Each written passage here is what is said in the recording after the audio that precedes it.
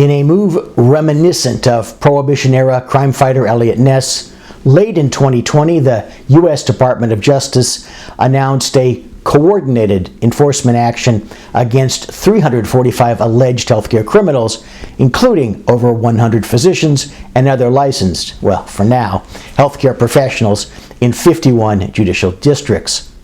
The defendants were charged with submitting more than $6 billion in false and fraudulent claims to federal healthcare programs and private insurers. Of that sum, over $4.5 billion relates to telemedicine. More than $845 million is connected to substance abuse treatment facilities or sober homes, and over $806 million relates to other healthcare fraud and illegal opioid distribution schemes.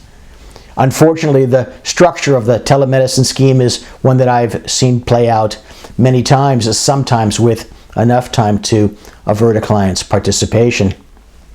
Step 1.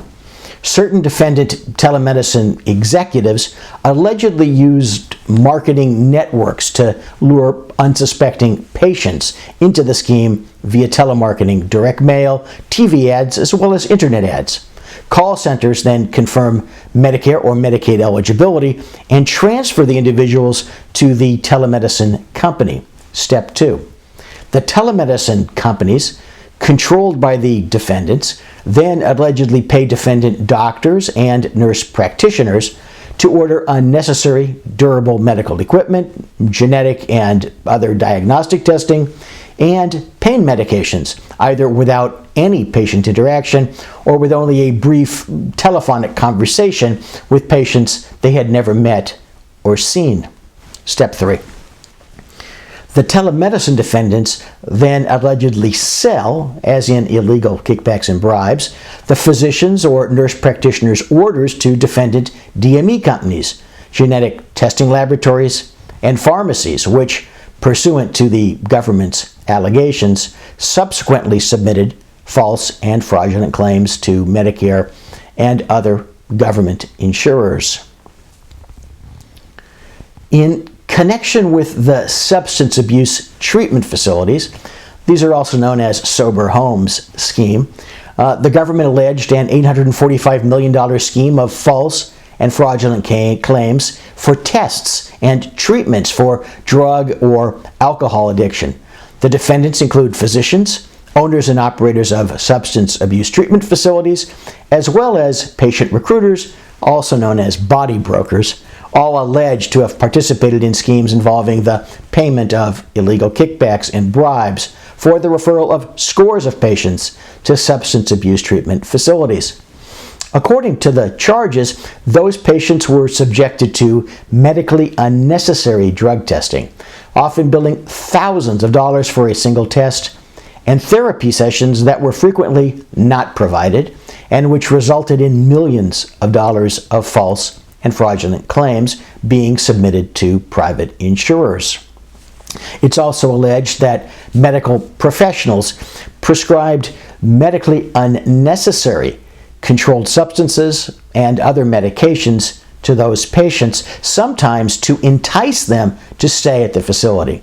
The patients were then often discharged and admitted to other treatment facilities or referred to other laboratories and clinics in exchange for more kickbacks. And last, as to the opioid scheme, the DOJ's announcement included charges filed and guilty pleas obtained involving more than 240 defendants who allegedly participated in schemes to submit more than $800 million in false and fraudulent claims to Medicare, Medicaid, TRICARE, and private insurance companies for medically unnecessary and often never provided treatments involving more than 30 million doses of opioids and other prescription narcotics. Takeaways for you. Number 1, the first takeaway is one that I often urge. Just because some other party to a proposed venture tells you that the deal's been vetted by their lawyers and is legal, don't bet on it. Vet it through your own counsel and assess your own risk. As in carpentry, measure, assess twice, cut, do the deal once, or not do the deal. You get the idea.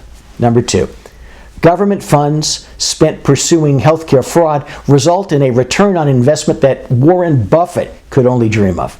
As a result, the federal and state governments will continue to pursue potential defendants. Since 2007, the DOJ's Healthcare Fraud Strike Force program has charged more than 4,200 defendants who have collectively billed the Medicare program for approximately $19 billion.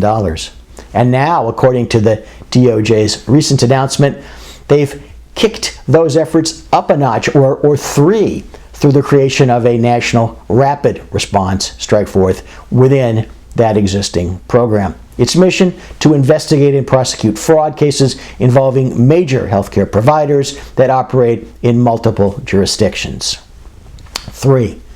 Don't get swept up and away, as in put away, by either of those enforcement programs.